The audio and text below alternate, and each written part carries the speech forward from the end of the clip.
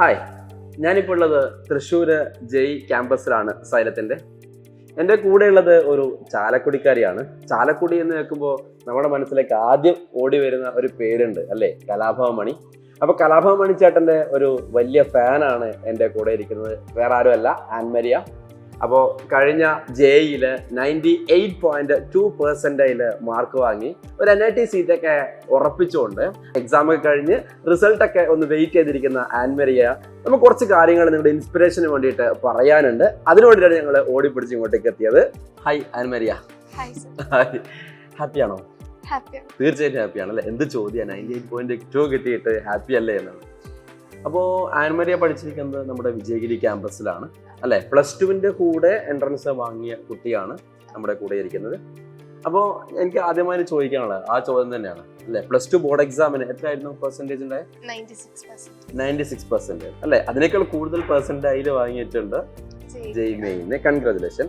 അപ്പോൾ ഈ രണ്ട് പ്രിപ്പറേഷനും ഒരുമിച്ച് കൊണ്ടുപോകാൻ വല്ല ബുദ്ധിമുട്ടുണ്ടായിരുന്നു?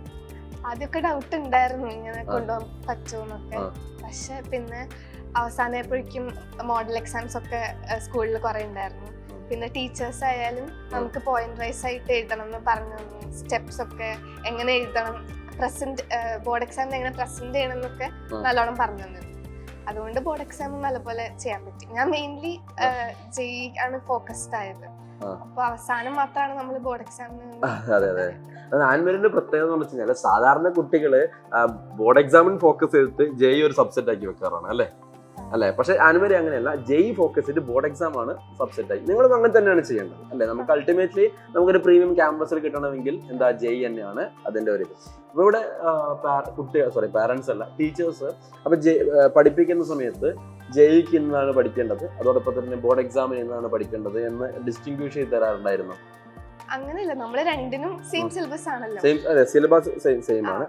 പിന്നെ ജെയ്ക്ക് നമ്മൾ കുറച്ച് എക്സ്ട്രാ എഫേർട്ട് എടുക്കണം. പിന്നെ ബോർഡ് എക്സാമിന് പ്രസന്റേഷൻ ഇമ്പോർട്ടന്റ് ആണ്.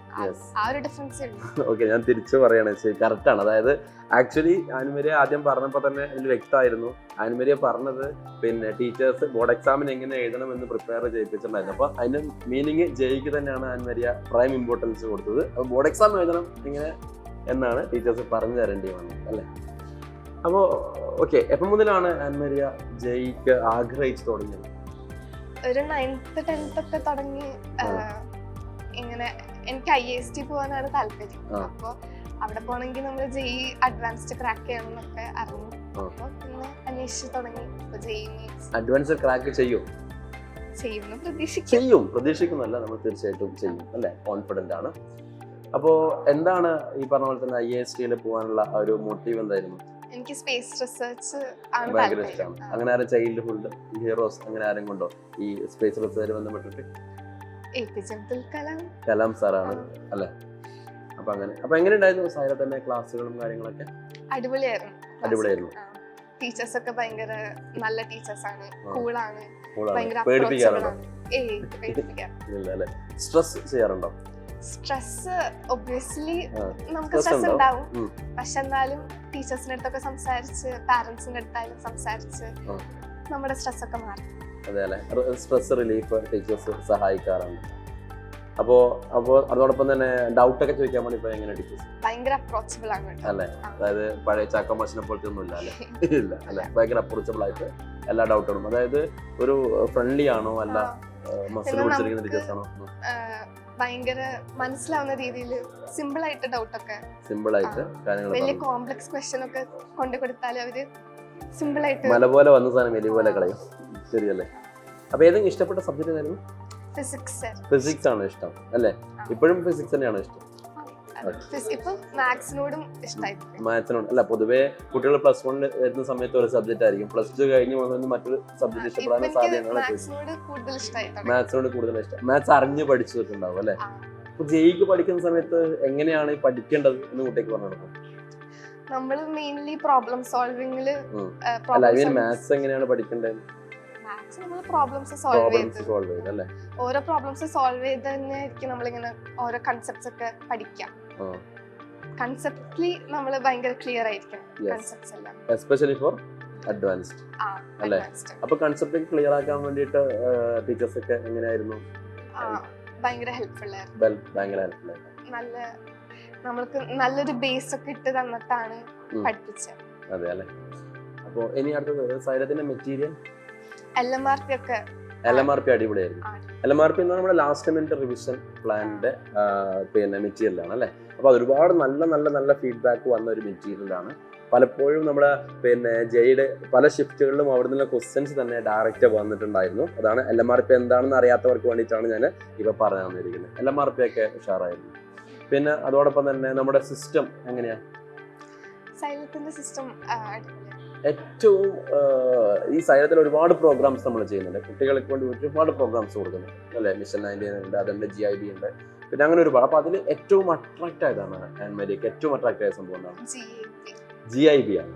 GIB എന്ന് പറഞ്ഞാൽ ഗ്രേറ്റ് ഇന്ത്യൻ ബാറ്റിൽ അഥവാ ഓൾ കേരളയിലുള്ള എല്ലാ കുട്ടികളെയും പിന്നെ ഉൾപ്പെടുത്തിയിട്ടുള്ള ഒരു കമ്പ്യൂട്ടർ ബേസ്ഡ് ടെസ്റ്റ് ആണ് അല്ലെ. അപ്പൊ GIB എങ്ങനെയാണ് നമ്മളെ സഹായിച്ചത്? നമ്മള് ഫുൾ എല്ലാം OMRലാണല്ലോ ചെയ്യാറ്. പക്ഷെ JEE മെയിൻസ് CBT ആണ്. അപ്പൊ അതിനൊരു പ്രാക്ടീസ് ആയിരുന്നു.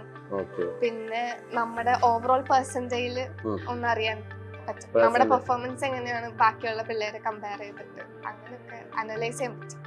ഓക്കെ, അതായത് പിന്നെ CBT കമ്പ്യൂട്ടർ ബേസ്ഡ് ടെസ്റ്റ് ആയിട്ട് തന്നെ നിങ്ങളുടെ പ്രാക്ടീസ് ചെയ്യിപ്പിക്കുന്ന ഒരു പ്രോഗ്രാമാണ് GIB അല്ലെ.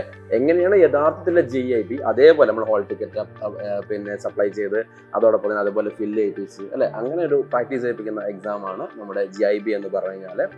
അപ്പോൾ അങ്ങനെ നമുക്ക് പിന്നെ അവസാനമായിട്ട് പിന്നെ ആൻമരിയോട് ചോദിക്കാണ്, എന്താണ് ഇനി വരാൻ വേണ്ടി പോകുന്ന കുട്ടികളോട് പറയാനുള്ളത്? ഒരുപാട് സ്ട്രെസ് ഒന്നും ആവണ്ട. നമ്മൾ നമ്മുടെ മാക്സിമം കൊടുക്കാം. നമ്മളെ കൊണ്ട് ചെയ്യാൻ പറ്റുന്നത് ചെയ്യാം. പ്രോബ്ലംസ് ഒക്കെ നല്ലോണം സോൾവ് ചെയ്യുക, കൺസെപ്റ്റ്സ് ഒക്കെ മനസ്സിലാക്കി പഠിക്കുക. എന്തെങ്കിലും നമ്മള് നല്ലപോലെ വർക്ക് ചെയ്യുകയാണെങ്കിൽ എന്തായാലും നമുക്ക് കിട്ടും. തീർച്ചയായിട്ടും. സൈലം എത്രത്തോളം സഹായിച്ചു ഈ ഒരു സക്സസിന് വേണ്ടിയിട്ട്? ഞാനിപ്പോ എനിക്ക് എന്തെങ്കിലും കിട്ടിയിട്ടുണ്ടെങ്കിൽ അതിന്റെ മൊത്തം ക്രെഡിറ്റ് സൈലത്തിലാണ് അല്ലേ. അപ്പോൾ ഏറ്റവും സന്തോഷം തരുന്ന വാക്കാണ് ആൻമരിയ പറഞ്ഞിട്ടുള്ളത്. നമുക്ക് അത് വെച്ചിട്ട് തന്നെ നിർത്താം. അതായത് മോളിപ്പോൾ എന്തെങ്കിലും ആയിട്ടുണ്ടെങ്കിൽ, ഇനി എന്തെങ്കിലും ആകാൻ പോകുന്നുണ്ടെങ്കിൽ അതിന് മുഴുവൻ ക്രെഡിറ്റ് സൈലത്തിലാണെന്ന് പറയുന്ന സമയത്ത് സൈലത്തിൽ ഒരു അധ്യാപകൻ എന്ന നിലയിൽ ഏറ്റവും സന്തോഷം നൽകുന്ന വാക്കുകളാണിത്. അപ്പോൾ JEE അഡ്വാൻസ് ഒക്കെ ക്ലിയർ ചെയ്ത് മോളിപ്പോൾ IASTയിലേക്ക് എത്തും അല്ലേ. അതേ ചാലക്കുടിക്കാരി ആൻമരിയ, ചാലക്കുടിക്കാരി മണിച്ചേട്ടൻ്റെ പാട്ടുകൾ ഒരുപാട് ഇഷ്ടപ്പെടുന്ന ആളാണ്. അപ്പോൾ പാട്ട് പാടി തന്നെ നമ്മൾ IASTയിലെത്തും. ഓക്കെ, അപ്പോൾ നമുക്ക് ഓൾ ദി ബെസ്റ്റ് കൊടുത്താലോ? ഓക്കെ, അപ്പം ഇനി വരാമെന്ന് അങ്ങോട്ടേക്ക് ഓൾ ദി ബെസ്റ്റ് ആയിക്കോട്ടെ അല്ലേ. ഓക്കെ ഗൈസ്, ഞങ്ങൾ ഒരുമിച്ച് പറയാണ് 1 2 3 come on, all the best.